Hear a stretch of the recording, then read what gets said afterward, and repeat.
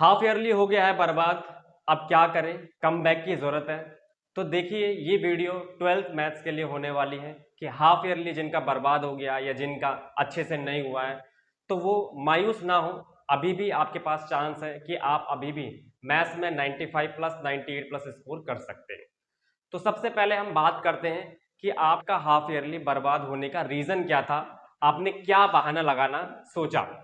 तो देखिए half yearly हो गया बर्बाद, जो कि अब लॉक हो चुका है, ये वापस नहीं आने वाला है। लेकिन अब जो टाइम है, अब जो टाइम आने वाला है वो बर्बाद करने लायक बिल्कुल नहीं है।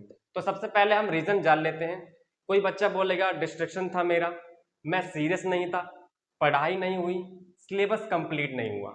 तो ये सब रीजन जो है जो आपने बताए हैं ये वैलिड रीजन बिल्कुल नहीं है, ये एक बहाना है ना पढ़ने का। बट अब ऐसा कोई बहाना नहीं चलने वाला, क्योंकि अगर आप अभी भी ये बहाना लगाना चाहो या लगाओगे तो आपके पास कोई चांस नहीं है कि आपका कमबैक हो सकता है या फिर आप एक अच्छा स्कोर कर सकते हो।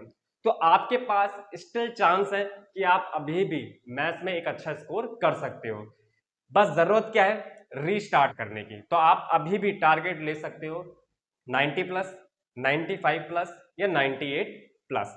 तो come back in mathematics 95 plus. चलिए स्टार्ट करते हैं वीडियो को। सबसे पहले हम बात करने वाले हैं कि हम अब क्या चीज नहीं करने वाले। सबसे पहली बात कि आप अपने डिस्ट्रैक्शन को बिल्कुल भी जीरो कर दो, बिल्कुल खत्म कर दो। कोई भी चीज ऐसी जो पढ़ाई में रुकावट आने वाली है उसको बिल्कुल खत्म कर दो, क्योंकि अब नहीं तो कभी नहीं।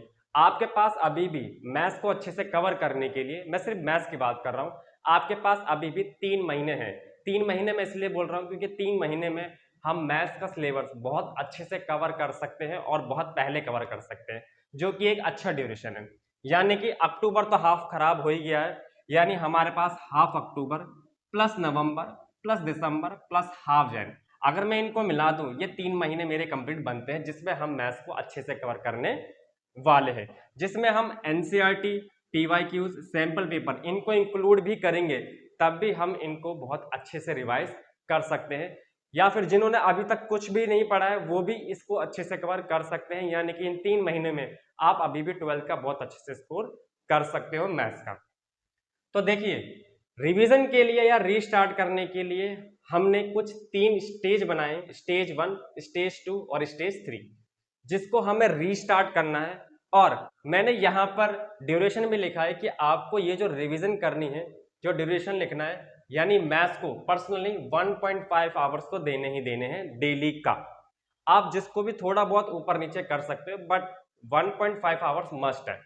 तो स्टेज 1 में मैंने कुछ चैप्टर्स लिखे हैं। स्टेज 1 में मैट्रिक्स, डिटरमिनेंट, रिलेशन फंक्शन और आईटीएफ, ये इजीएस्ट चैप्टर है, जिसे अगर आप करते हो तो आपके लिए कम से कम 4 वीक या 28 डेज काफी है इस चैप्टर को बहुत अच्छे से करने के लिए। मैं फिर से कह रहा हूं, एनसीईआरटी, पीवाईक्यूज और सैंपल पेपर आप इन सबों को बहुत अच्छे से कर सकते हो इन 28 डेज में, जो कि 4 वीक होता है। और अगर मैं 1.5 आवर डेली लूं तो 42 आवर्स मेरे पास हैं, जो मैं इस स्टेज 1 को अच्छे से कर सकता हूं।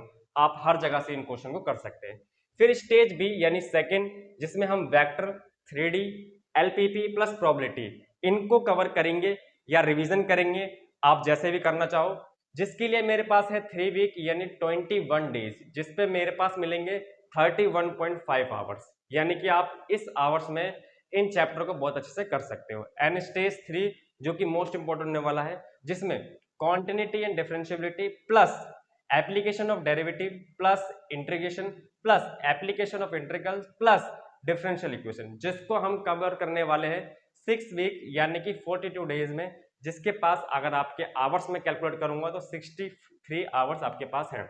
ये जो सिलेबस है अगर आप इन सबों के डेज को कैलकुलेट करोगे तो आपके पास 91 डेज बनते हैं, यानी 136.5 आवर्स। अगर आप इस मतलब इस रिदम में इसको फॉलो करोगे तो ये एक अच्छा पैटर्न है, जिससे आप मैथ्स को बहुत अच्छे से कवर कर सकते हो, एक अच्छा कमबैक दे सकते हो, जिसमें मैथ्स के ओवरऑल सिलेबस को कंप्लीट कर सकते हो। एनसीईआरटी, सैंपल पेपर, पीवाईक्यू सब अच्छे से कर सकते हो।